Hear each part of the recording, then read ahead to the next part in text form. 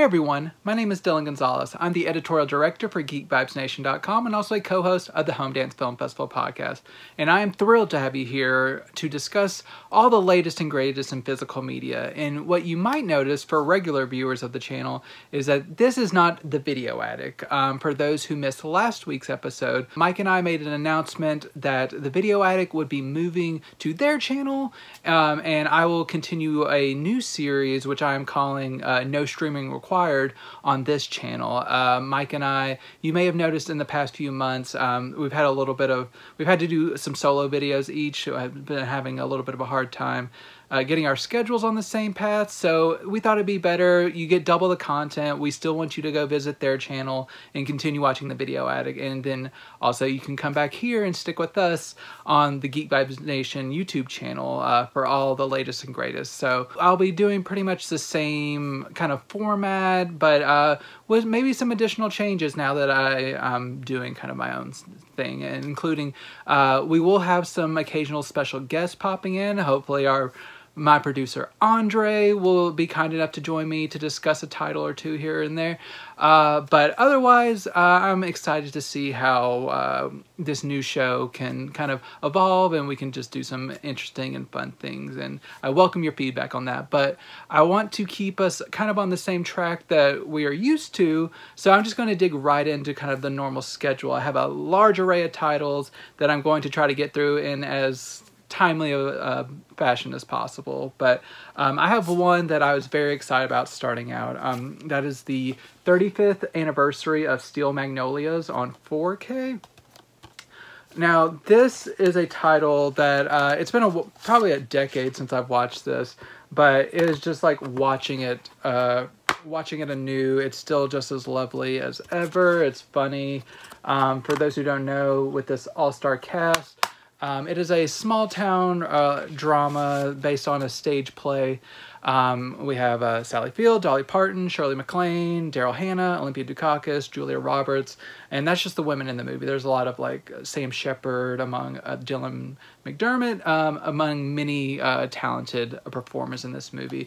And you see this small town group of women who, over the course of a couple of years, it's a slice of life type of, like the first instance you see Julia Roberts' character, she's getting married, and it kind of transitions over, like I said, a couple year period.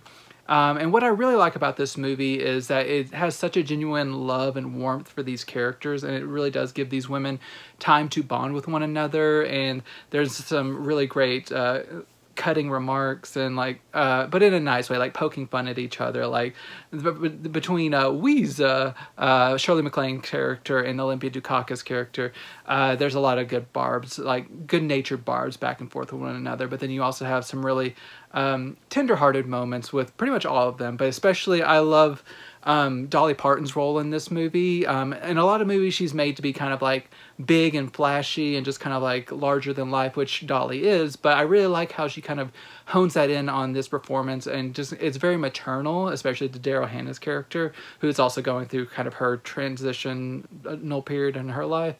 It's all such lovely grounded performances that it's warm, but it's also very tragic at points. I'm not going to spoil anything for anyone who hasn't seen this movie, but just as it progresses, certain things are happening with certain characters that on a personal level just frustrate me, and I don't quite understand, but to these characters I guess it makes sense, so it doesn't ruin the movie for me. It just kind of frustrates me because I want the best for these characters.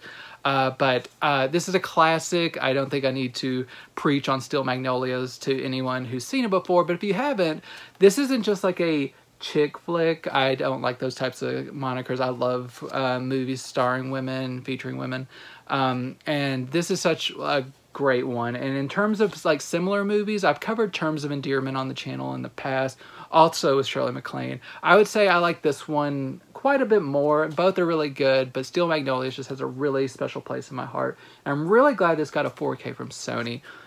It is Sony, so you can pretty much expect perfection, which I think it pretty much achieves. This does come from a 4K scan of the original camera negative. This has Dolby Vision included, which looks fantastic, rich natural film grain, bold colors, and this like the rural vegetation, and like some of this movie takes place at Christmas. All the Christmas lights really shine off the screen. This has 3 audio tracks. You have, or at least English language, you have a new Dolby Atmos track, which really expands things out and really makes it all encompassing, especially in the beginning, like whenever the Tom Skerritt character is trying to clear all the birds from the trees for the wedding day, and whenever those birds are flying overhead, it's really effective in this track. But you also have a DTS 5.1 track and the original DTS 2.0 stereo track. So no matter if you're an artistic, a purist for audio, you want to go with the original 2.0 track. But if you want all the latest and greatest for your sound system, the Dolby Atmos track will suit you well. So Sony always does a really nice job of including all the different types of tracks that people would want, and they are all very good. So audio and visual wise, fantastic. As you saw, there's no Blu-ray included, but I think this ports over all the previous special features, including a 24-minute retrospective and 6 minutes of deleted scenes and a commentary track. This does include a new special feature, which is very cool. There was a proposed series that never went to series, but a pilot was made in 1990, I believe. A sequel series to Steel Magnolias, which takes place a year after the events of this movie. Different actors, which some really great actors, including Elaine Stritch. But I think this has been kind of like a pilot that's been very hard to see since it only aired once. But that is included for posterity, and it's a really cool inclusion. It's upscaled like to HD. It's not the best looking quality, but it looks very nice. So if you're a fan of Steel Magnolias, this is an ideal presentation. I think you should definitely pick it up. You will not be disappointed. Some may think that like just kind of gentle dramedies aren't made for 4K. I think all movies are made for 4K because I want to see all movies in the best quality possible. And this is what I like supporting these. So support Sony and their fantastic efforts with Steel Magnolias. Heading to my next release, it's another studio release. This one could not be more different than Steel Magnolias. That is Justice League Crisis on Infinite Earths Part 2. This is a 4K Steelbook. The 4K only comes in a Steelbook form. So you get this J card here. And so there's the back, front, and also like Steel Magnolias, just a 4K disc. I will pop out that disc so you can see the full artwork back here. So I reviewed the first part of this back in January, I believe, is when this was first released. There's one more part coming later this year. I quite liked the first part. It was very flash heavy, and it's adapting an iconic comic series, but it is not staying strictly to that structure. And I think a lot that will draw the ire of a lot of fans, but I like the first one pretty well. The second one is a little bit of a step down. I think it doesn't quite reach its full potential. I do like that there's a large focus on the Bat family. There's several different like iterations of Batman and Robin, and then Batman Beyond and Batgirl, and all kinds of different Bat family members are brought together in this to pretty decent effect. I wish a little bit more had been focused on them. Where the movie kind of gets a little bit unwieldy is in the structure. It is very narratively messy, and like it doesn't flow together in quite the right way. Some of my favorite moments are actually between Kara, Supergirl, and the Monitor, and kind of their dynamic of him kind of slowly softening to her with their time spent together, and then her learning more about his kind of backstory, and then it all ties into like the Anti-Monitor and all kinds of like a looming threat that is on the horizon. But then there's also other various subplots that are kind of thrown in that aren't quite tied together in the same way that you had with the first one, where the Flash was kind of running between these different worlds and tying everything together in a really nice way. This is just kind of a more messy structure, which didn't quite work, but I enjoyed it, and I'm interested to see how this kind of tries to wrap everything up in the third part. It is just kind of a little bit of a step down for me personally for this installment. The animation is still great. This is kind of wrapping up all the events of the Tomorrowverse. It looks very good on 4K. It is rich, bold colors in HDR10, no Dolby Vision, but the HDR10 looks very nice. DTS 5.1 audio sounds great. A couple of 2 8-minute featurettes, one about the Bat family and one about kind of the voiceover actors, and then a minute-long preview of the third installment. So if you like these DC films, it's good. I think a lot of like comic book fans will probably be disappointed, but I think it entertains on a basic level, even if it could be a little bit more honed in. A really, really good release I was excited to discover because I've been getting more into musicals in the past few years, and this is a Sony release of You'll Never Get Rich with Fred Astaire and Rita Hayworth, which... This is slightly off topic, but I listened to a Rita Hayworth episode of You Must Remember This, the podcast, the film podcast, a few months ago, and she has such a tragic story, but it really put kind of things into perspective whenever I was watching this movie, and I recommend You Must Remember This for anyone who is a film fan, because it's great stories about old school Hollywood. But this film, this was a pretty entertaining musical comedy. It's kind of a standard narrative where Fred Astaire plays a kind of a music theater man who has a chorus girl of women, one of which is Rita Hayworth, and the owner of kind of this theatrical company. He is a little bit of a lecherous person. He is apt to cheat on his wife anytime he gets a chance, and he tries to cheat on her with Rita Hayworth's character. He kind of gets caught in the middle of like the act, and to save him from being completely caught, even though his wife doesn't quite believe it, he says that this present that he bought for her was actually from Fred Astaire's character, and kind of tries to get them in like a romantic entanglement. And this just leads it to like a snowball effect of just kind of misunderstandings and comedic moments, because Rita's character does actually like Fred's character, and it kind of pushes them together, and it just, like I said, it snowballs from there. It's kind of your classic comedy of like two people forced together who are going to end up with one another, but they're kind of resistant for not, because they're not genuinely in a relationship at the first. And there's some really fun musical numbers. Really great dance sequences. Everyone knows that Fred Astaire is a fantastic dancer, but Rita sticks with him every step of the way. You can tell that she really, and they say this in the commentary track, that she like put in so much effort to keep up with Fred, and she did do more movies with Fred. But she is a lovely presence. She has such great comedic timing. She is beautiful, and she creates really palpable chemistry with Fred Astaire. It is not like the most complex movie, but it is a really entertaining movie, and I think Sony did a really nice job with this. There is no source to the remaster, like a no tech screen or anything that I could find on this, but there is no doubt to me that this has been remastered by Sony, and they've done such a great job with this. It looks beautiful, nice, organic grain structure is still intact. This is pretty much flawless in terms of like dirt or debris. It's just a really rich black and white presentation that rivals anything that Warner Archive puts out. Sony just doesn't do as many kind of like gems from their archive as Warner Archive, but whenever they do, it's typically really great. The sound is really nice too, DTS 2.0 audio. And like I said, it does come with a new audio commentary track from film historian Stephen C. Smith, and then a theatrical trailer. So there's not a ton to this this release, but it is top tier. If you're a Fred Astaire fan or a Ginger Rogers or Rita Hayworth fan, then you will be very pleased by You'll Never Get Rich. It's kind of like a lighter throwaway effort, but it's very pleasant, and I really quite enjoyed it.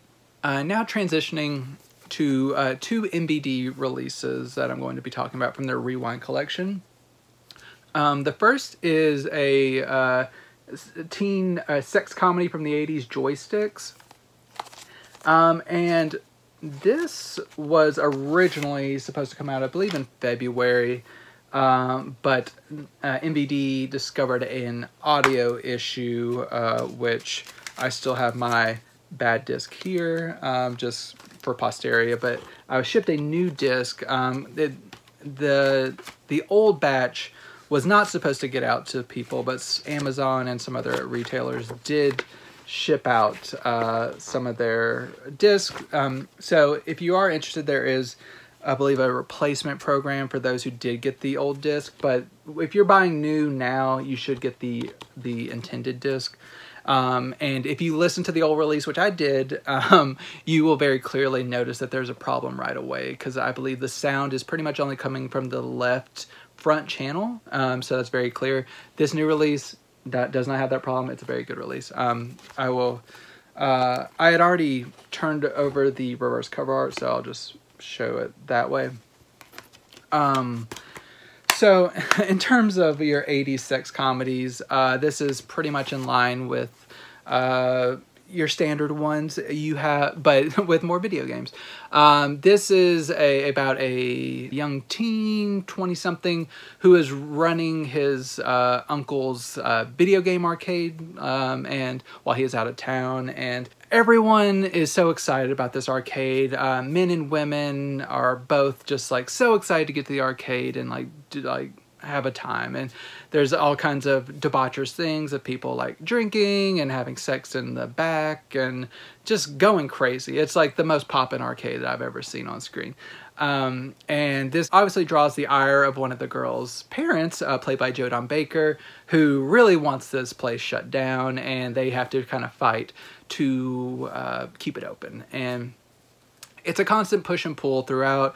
You have your typical sex comedy stuff, just the most gratuitous nudity that you will like have seen in some time, and just not in terms of like how graphic it is, but just how gratuitous it is. Just like zooming in on like bare breasts of these like women who are playing like strip like video game with like one of the dudes, and just like, of course they start out naked whenever you get out into them. And yes, like these women are clearly being objectified, and this is not not a feminist movie in any sense of the like word.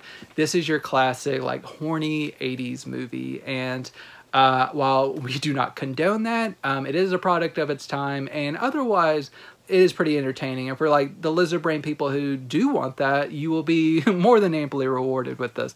But you know what you're getting with this movie, and it kind of delivers. It's pretty funny.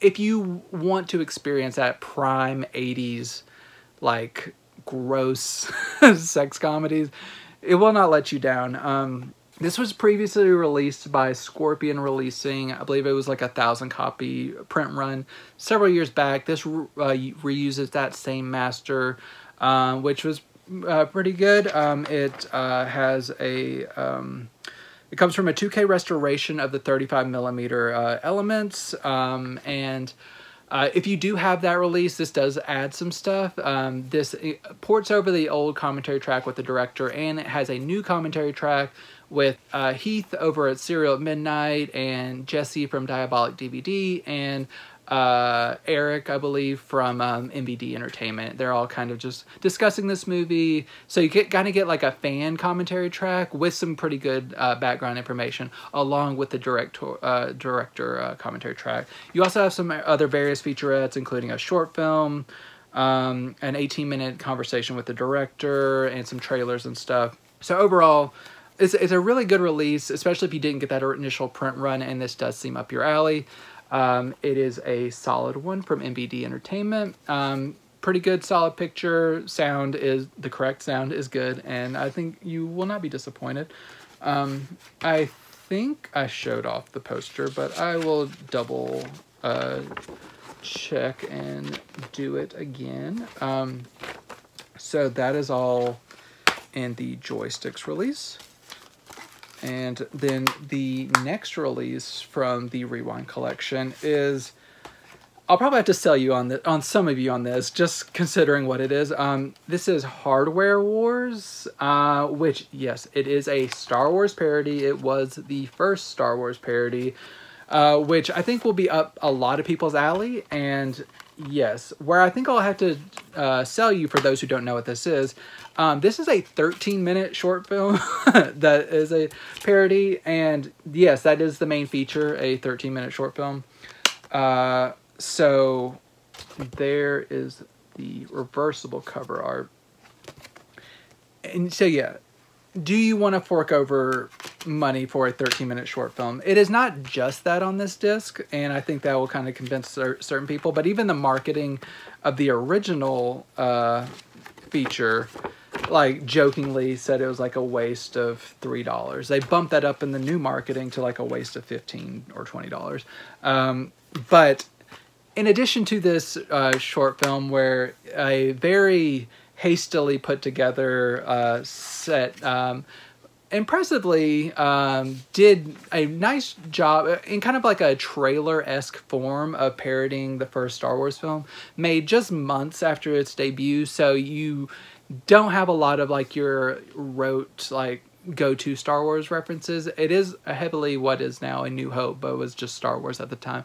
It is a pretty solid parody. There's some funny things. All the character names are slightly different, and just the way what you really appreciate about this is the ingenuity that went into creating this on such a small budget. It's very charming in that respect, and it is amusing overall.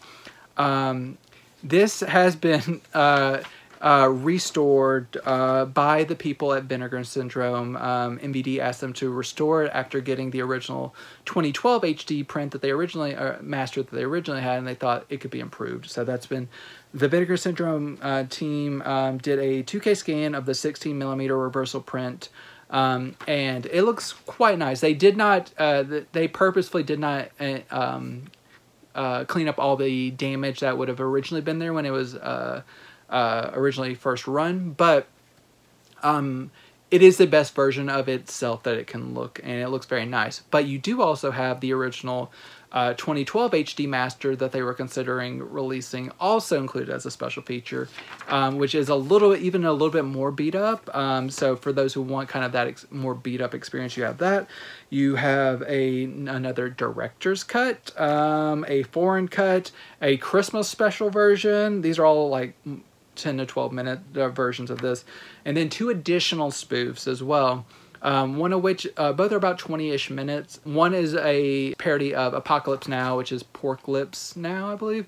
And then there's a Plan 9 from Outer Space parody as well, along with other kind of various like little featurettes. And then there's also a commentary track from the filmmaker on the disc. So there's a nice amount of special features to make this worth it. I believe right now it is running about $15 on Amazon, so it's not too much of an investment, but I can understand just in your mind paying for a 13-minute film may seem a little silly, but they have obviously put a lot of like care into this, so I think MVD will make it worth your money if you do decide to pick it up. If you're a Star Wars fan, I think you'll think this is pretty fun and it is worth checking out.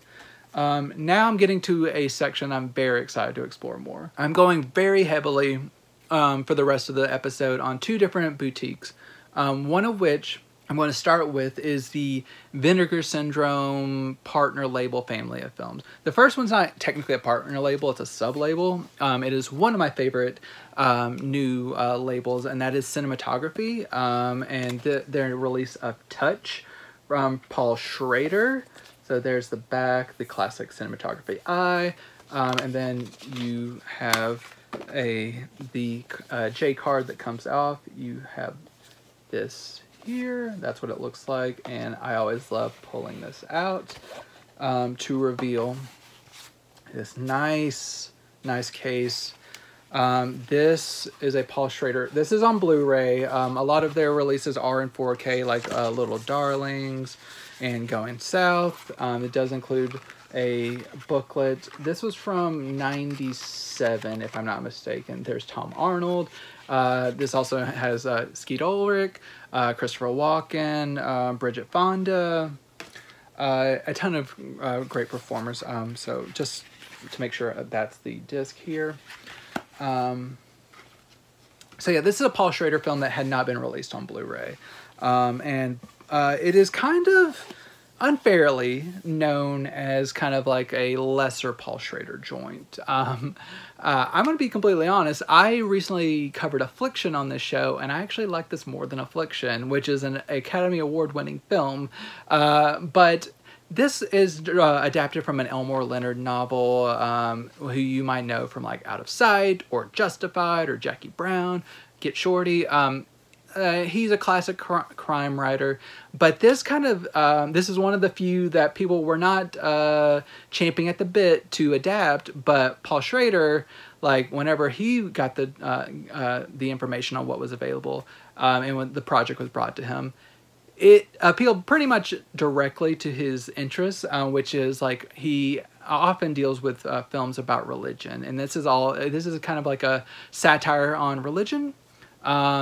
This Christopher Walken plays an evangelist who finds what is presumptively maybe a real life healer, like a prophet kind of, someone who he has the stigmata and has actually been known to heal people. The first thing you see kind of at the beginning is a blind woman being healed and given sight. It is not in a flashy context, like in the front of a congregation. It is at her home. It leads you to question, like, is this man legit? What is going on? That is the Skeet Ulrich character, who people might know best from Scream. This was right around that same time.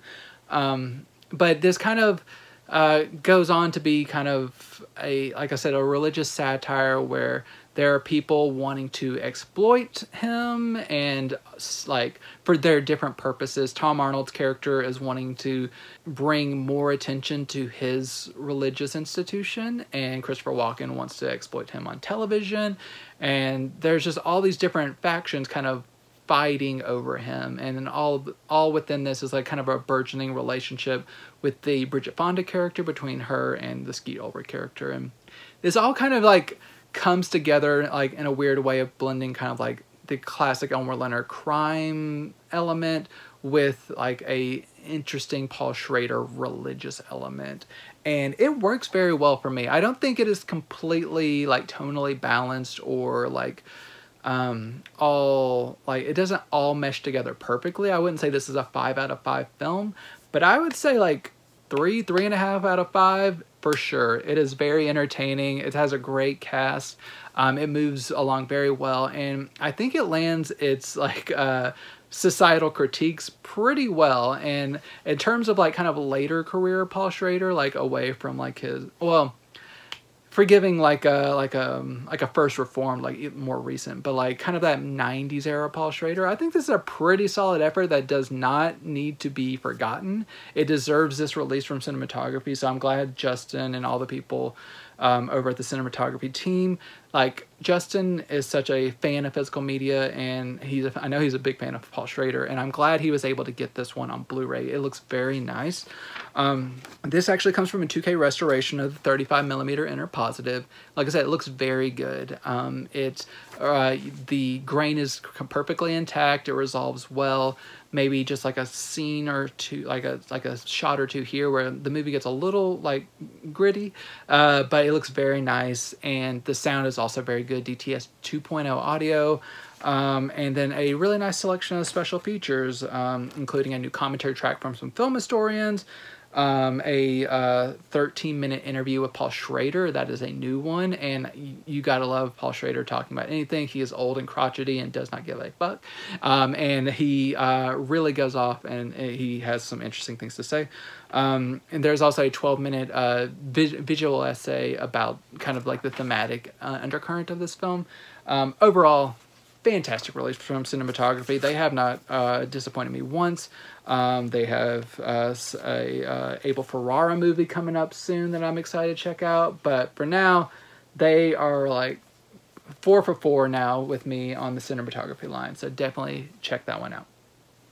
Now digging into the partner labels specifically, this is one of my absolute favorite partner labels who are now sadly departing OCN distribution and Vinegar Syndrome to go out on their own. This is Deaf Crocodile's release of Kin-Dza-Dza.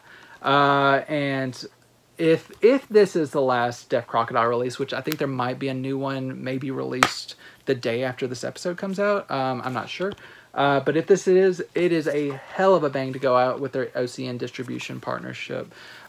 Just to be clear, there will be many, many more Deaf Crocodile releases in the future, but this one is still under the OCN distribution platform. And I think this is my favorite film that I'm talking about this time. I mean, I love Still Magnolias, but this is at least my favorite discovery. This was such a good time.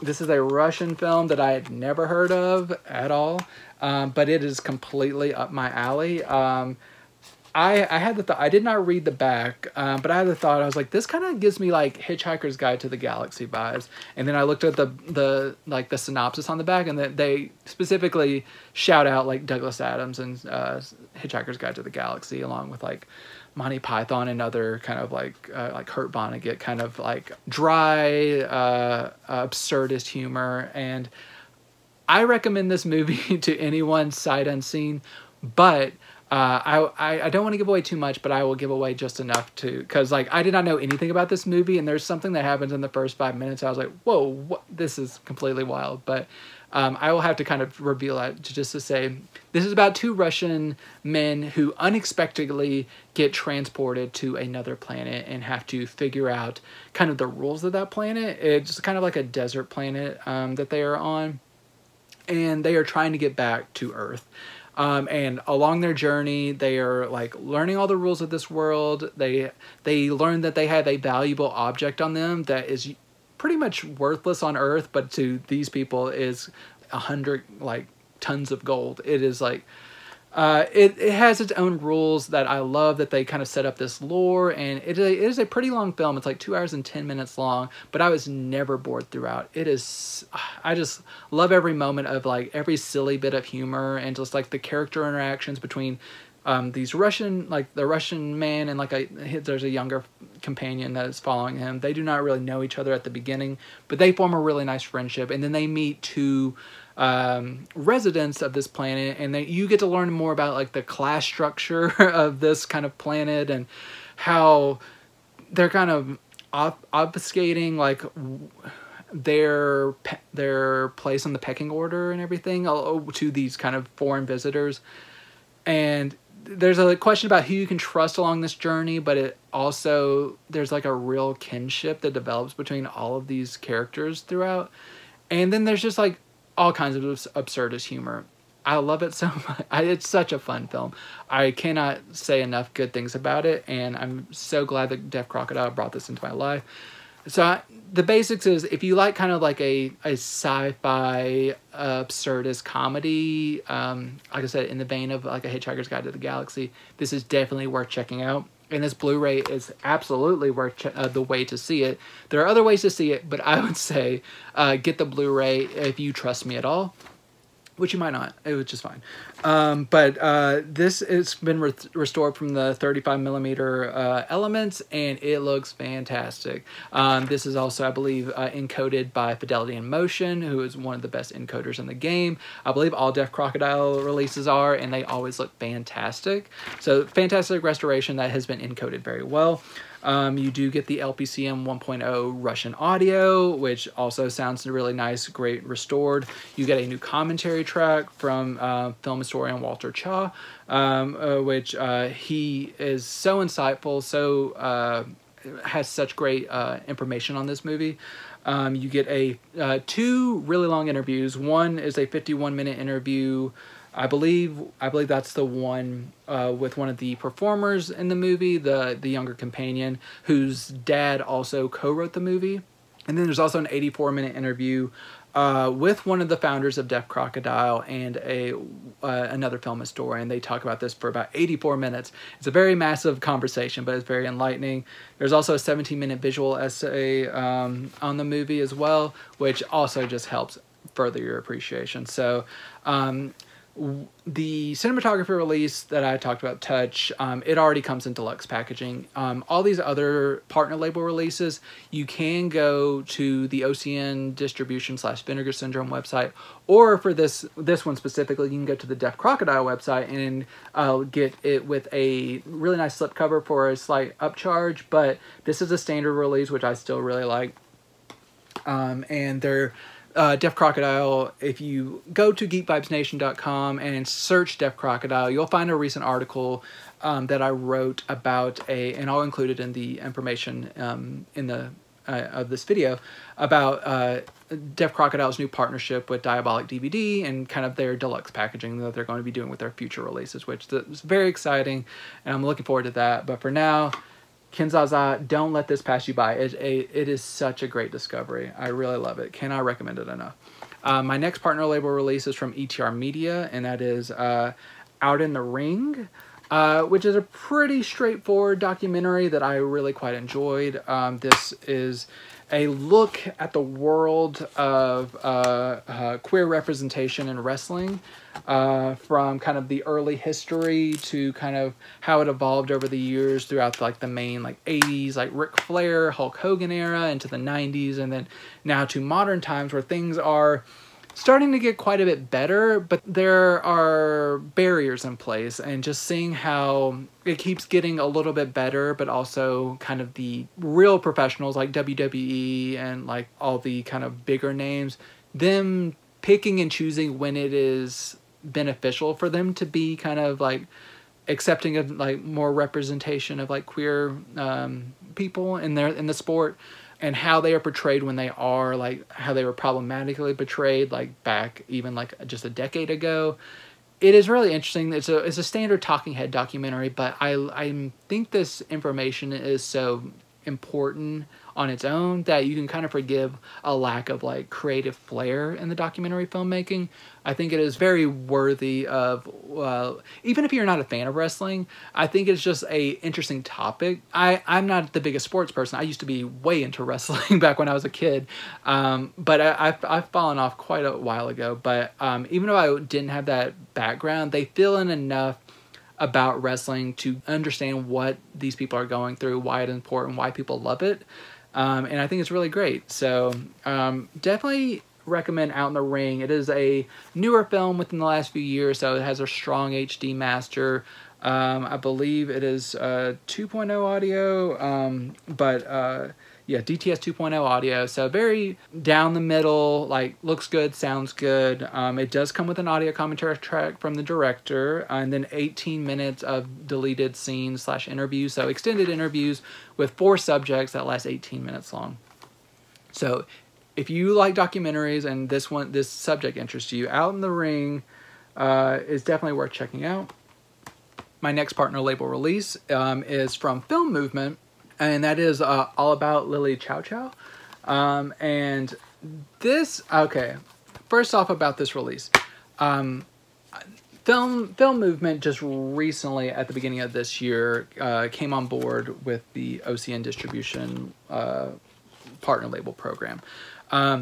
What I did not realize until after I had watched this and started reviewing this is this disc, I am almost positive, came out before in 2019. I think it is just getting a re-release, and now with the potential for an exclusive slipcover through the website or in like select boutique labels like or boutique sites like Diabolic and Orbit and Grindhouse and stuff. But I believe the disc itself is just a reprint. I think this may have actually went out of print for like a couple years or so. So it is being brought back into distribution with a potential for a slipcover. But if not, this standard release is available, and you have the booklet and all that good stuff here. So this movie was a bit challenging for me.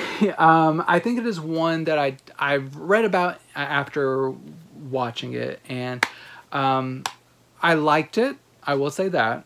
But it is one that it was hard for me to kind of get in the groove of it for a while. It is a massive movie. It is 2.5 hours long, and it's a drama about the disaffected youth in Japan kind of in the early 2000s. This is coming after a time of where the economic collapse of the early 90s has like kind of infected like down from the parents to the youth, and just kind of where they are kind of rebelling and using social media. And this all kind of ties together with Lily Chou-Chou, the artist that some of these characters are kind of obsessed with. And kind of this movie is told in a very interesting way, where there's a lot of text on screen from different like message boards that you see, and kind of how it impacts their lives. But the structure of this is non-linear, so you start kind of in the middle of the story and then go back, and you kind of like flip between timelines. And with characters not being completely distinct at all times in my head, I sometimes had trouble distinguishing like what characters were evolving in what ways. And I started to get it more towards the end, but I think it would be a experience that would be more impactful for me to see how like there are certain characters like that start out very sweet and like very knowledgeable, but then they turn into basically like a little terrorist, where they are leading a gang and like terrorizing the school and doing some very fucked up stuff to many people. And there's a lot of heartbreaking stuff. This is a very hard watch for a lot of reasons. But then there's also, it just captures that kind of youthful energy that comes with like not being comfortable with yourself, not being sure where your place is within the social structure, and how that can be very easily manipulated by one powerful figure and entity. And it's an interesting watch, but it is one, like I said, it's 2.5 hours long, non-linear, and just like I wasn't completely locked in at all times. So I think it is one that I think will grow on me, but it is worth a watch. And I know a lot of people think this is like one of the best Japanese movies in the last 20 years. I've seen people say that. I want that from this movie, and I will give it another shot. But right now, I just think it was a pretty good movie with room for growth. But this release from Film Movement, even if it was from 2019, that's only 5 years ago, and it still holds up very well. From what I've read, this had been given a previous release overseas. This was the first North American release. That this greatly improved on the visual quality of this, which this is a very stylistically distinct movie. There's a lot of like intentionally blown highlights and like handheld video recorder segments and all that stuff. So not always the most pleasant looking movie, but it works with the narrative, and I think this is a good release overall. This does come with only a single special feature outside of the booklet that I showed off, but it is a substantial one. It is an 86-minute making of featurette or making of documentary that really dives deep into this, and it helps you understand a little bit about what the directors are going for, and it's worth checking out. So All About Lily Chou-Chou from Film Movement is a nice one. My last partner label release is Daniel Isn't Real from Yellow Veil Pictures. This is a psychological horror movie made, I believe, in like 2019 or so. Yeah, 2019, according to the back. So I also believe this may have been released overseas through Arrow Video, but for those who have not imported it, you can get this through Yellow Veil Pictures and this partner program.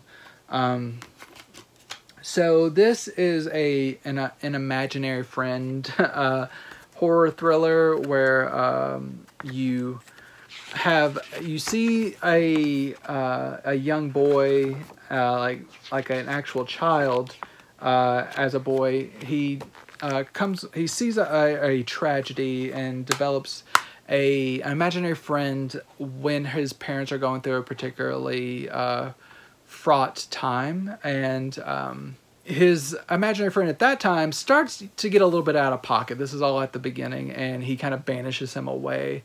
But whenever he is older and now kind of like early 20s, I believe, or late teens, he is going through another stressful period, and he kind of conjures his imaginary friend back, and you have that sense of like whether or not like his friend is going to help him or revert to like kind of the little problematic things that he was doing whenever he's like kind of violent things he was doing whenever he was a young boy. So this is like I said, psychological horror thriller with what I really liked about this is it focuses a lot on the main character absent of his imaginary friend, and kind of how you are very worried and invested in his mental state and how he is developing, but then it's also getting this influence from this outside source and how he can keep him at bay. And he's like having all these new experiences that is being manipulated by the imaginary friend Daniel. And whether or not he is actually an imaginary friend or something maybe more sinister, and you have to watch to find out. It is a very solid movie. I'm very entertained by it.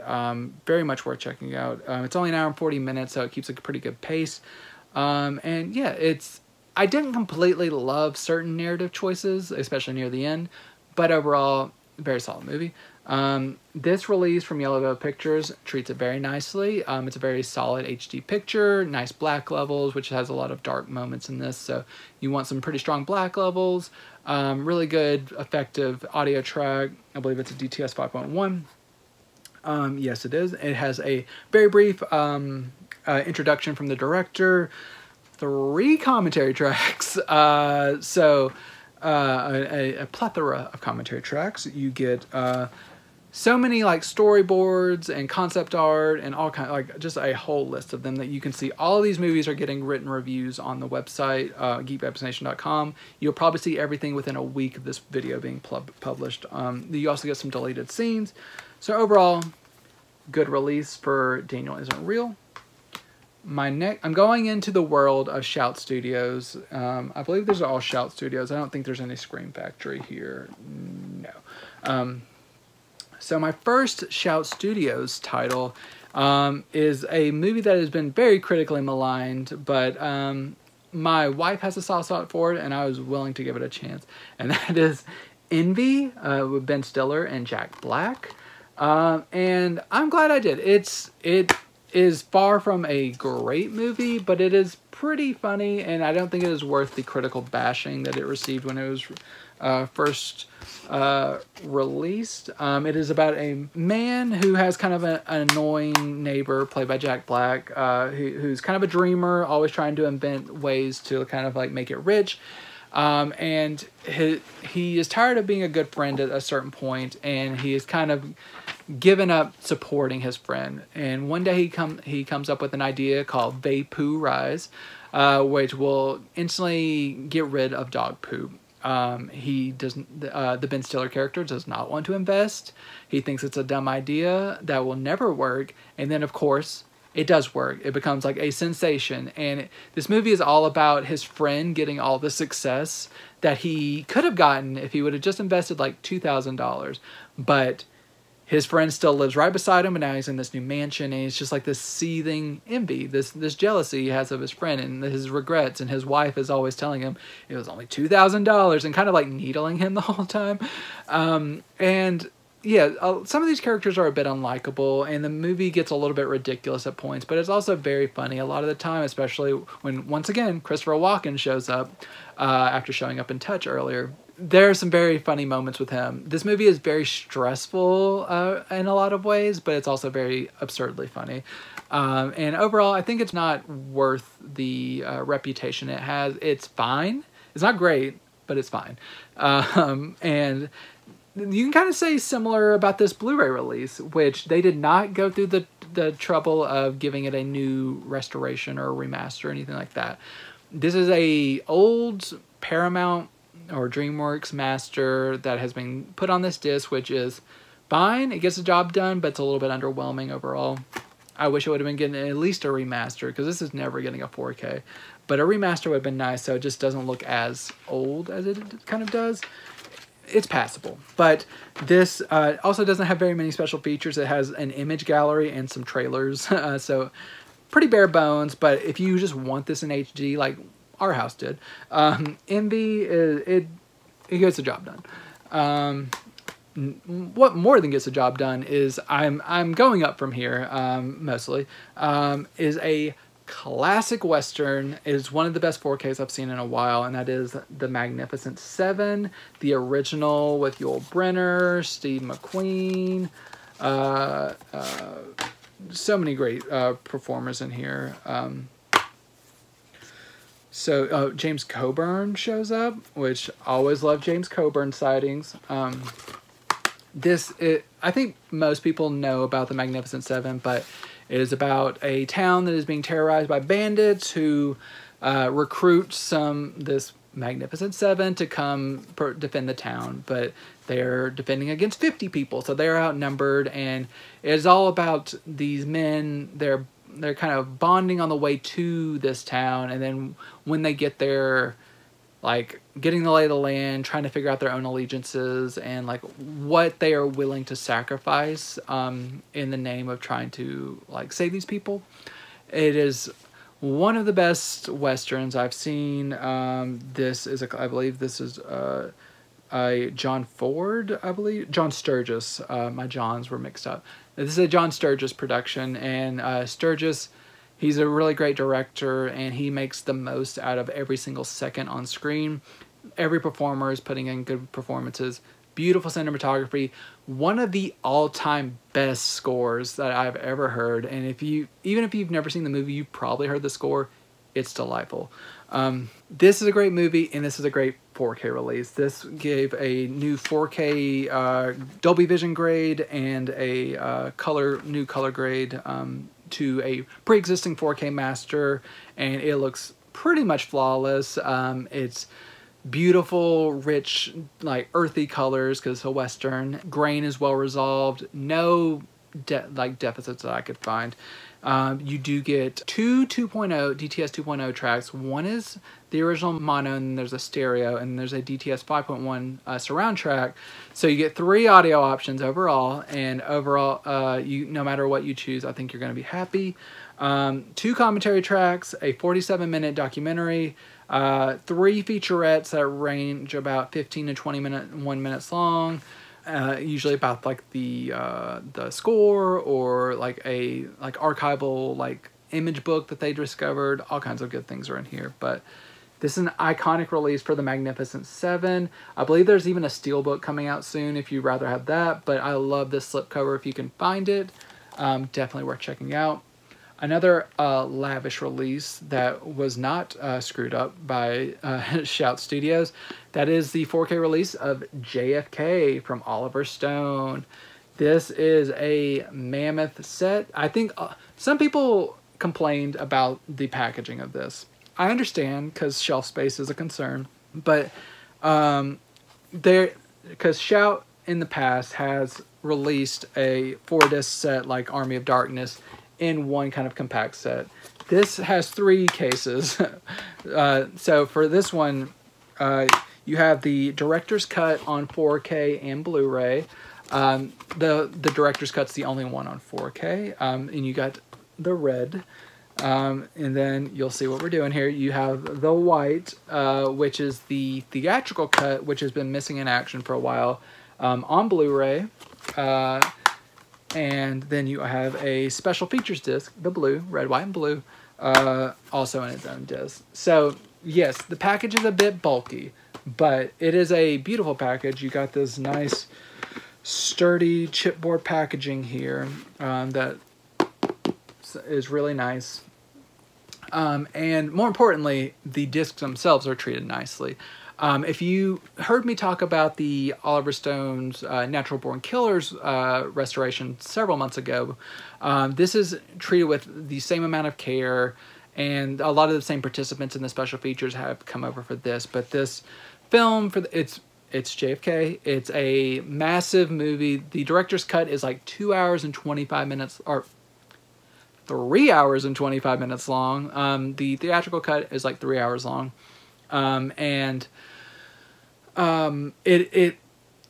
is a movie about conspiracies. It is not meant to be taken as the gospel of what happened to JFK, but it dives deep into kind of the investigation after the JFK assassination and a lot of the conspiracy theories that were propagated. And this is like about conspiracies, but it's also about learning to not trust your government and just eat what exactly is fed to you. Oliver Stone definitely has an agenda on some of this, but I think the movie itself, if you take it at face value, it does deal a lot with like this deception on like a national level, and it's a very, very good movie. And Kevin Costner's great. This is like your original Oppenheimer, where you have like a murderer's row of cast in like every single, like, from the bottom up. One of the best Michael Rooker performances I've seen, in which he plays it straight. And just so many good people throughout. You get like a Jack Lemmon and Ed Asner, so many good people. And this movie has been treated with respect on 4K. It's been given a 4K restoration of the original camera negative. You get the Dolby Vision, which looks great, DTS 5.1 and 2.0 audio.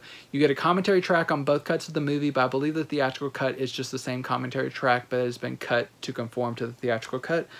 You get 6 new interviews on the bonus disc that run from about 7 to 10 minutes long with Oliver Stone, the editor, the cinematographer, one of the location scouts, one of the associate producers. You also get some archival featurettes, 55 minutes of deleted scenes with optional audio commentary from Oliver Stone.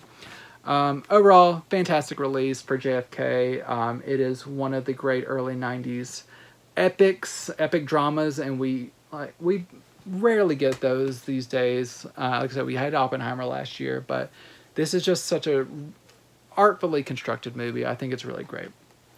Just a few more here to round us out. Once again, from Shout Studios, we have Dragonheart. So this is for our sword and sorcery fanatics. So this is about a young prince who has to get half of a Dragonheart installed into his chest to save his life. And it ends up kind of turning him a little bit bad. And it kind of like grows up to be a malevolent ruler. And he has to eventually be trying to be taken down by like his former trainer, played by Dennis Quaid. And then he teams up with this dragon, voiced by Sean Connery, which is the best part of the movie. And David Thewlis plays the Mad King, basically. Classics, like kind of sword and sorcery stuff going on here. It's a fun movie. It's not fantastic, but it's decent. I think what most will jump out to people is the CGI that brings the dragon to life is a little bit dated, but it's endearingly dated, and I think it works for the period that it was like. Especially with this transfer, I think it blends pretty nicely, even though you're like, that's a CGI dragon. You're not getting like Desolation of Smaug level dragon antics, but the dragon itself, and being voiced by Sean Connery, it's endearing, and it's a good solid fantasy movie watch. I enjoyed it. It's kind of like a little bit disposable in certain ways, but it's a fun movie if you are into this genre. This presentation greatly improves upon the previous Universal Blu-ray, which is DNR to Hell. It is one of like the worst looking disc on the format. This has been given a new 4K restoration from the original camera negative. Dolby Vision looks fantastic. It all resolves very well. DTS 5.1 audio. Has a commentary track with the director, 45-minute making of, some outtakes. Overall, top tier release for Dragonheart if you're a fan. The Blu-ray release from old is trash, so you'll want to upgrade that. My next release is the action dude movie Wanted with Angelina Jolie and James McAvoy. This was a movie that held a very special place in my heart in the late 2000s, heading into the early 2010s. I have a lot of good memories associated with this. It's been quite a while since I've watched it, and rewatching it, it wasn't quite as good as I remembered. I used to fucking love this movie, like bending bullets and stuff. Fantastic. But what I realize now is that as I've gotten older and more mature, this is basically like an incel's dream. This is horrible towards women. It is awful. But then I just realized it's written by Mark Millar, and he is pretty atrocious towards women in general, like with all his Kingsman films, to a lesser extent the Kick-Ass films, which he didn't write the films necessarily, but he did the graphic novels that they are based on. And a lot of his stuff, very awful towards women, and this I think might be his worst. A lot of fat-phobic stuff, a lot of characters that are just introduced just to move the plot along with no redeeming value, a lot of women just called bitches and stuff. And I don't love that. It's not good. But there are other things that I appreciate about this movie. This has fantastic action. This is directed by Timur Bergerhoff, the director of like Day Watch and Night Watch, I believe. He has a very specific style, and it is a lot of fun in this movie. So the action is really, really good. The soundtrack is great. And there's some pretty good like performances. Like I said, James McAvoy, Angelina Jolie, Morgan Freeman, Chris Pratt before he got really big, plays a very obnoxious fellow. For the action aspects of it, I like this movie. There's a lot of stuff I find dated, but overall I still like it. But there's a lot that I'm just like, oh, this dropped down quite considerably for me. So mixed feelings on this one. But if you like this, this 4K release does a really nice job. I don't think it's a monumental upgrade like a Dragonheart or something, but this HD master that we have here, it allows it to look the best it can. It's a 4K master in Dolby Vision. Nice colors. Not the most colorful movie, but that helps with like the black levels and highlights and stuff. It carries over all the featurettes, deleted scenes, motion comics, no new special features. So you're really going to want just a visual upgrade for this one. That's pretty much the only thing driving this. But if you're a fan and you're 4K capable, I think it's worth it. My final film, I know, I've had a lot. And you would think, I'm writing solo, that the videos would be considerably shorter. I hope they will be in the future, but I had a lot of backlog to get to. But my last title is from G-Kids and Shout Studios, and that is Blue Giant. I love my anime films, and this was a unique one that I enjoyed exploring. This is set in the high-stakes world of jazz. So this is based on a manga, I believe, or a graphic novel, some kind of animated text.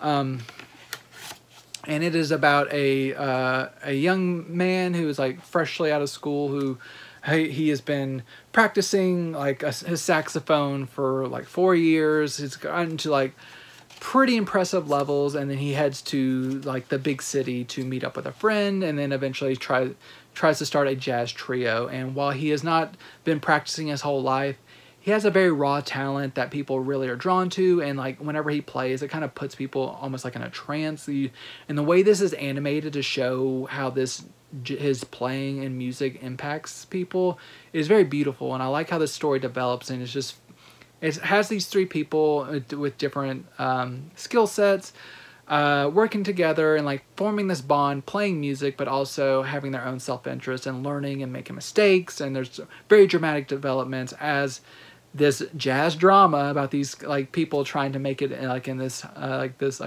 jokingly refer to high stakes jazz world come together. And this has really great music, beautiful animation, stunningly animated with, like I said, just the visual style. And the music is really good too, which this has one of the only special features is a 16-minute Q&A with the composer from one of the festivals in New York that this played at. And I think she has a lot of good insights into how she created music to go along with this and bring this music to life. But overall, it's not your typical like fantasy or romance driven anime that you see. I talk about a lot.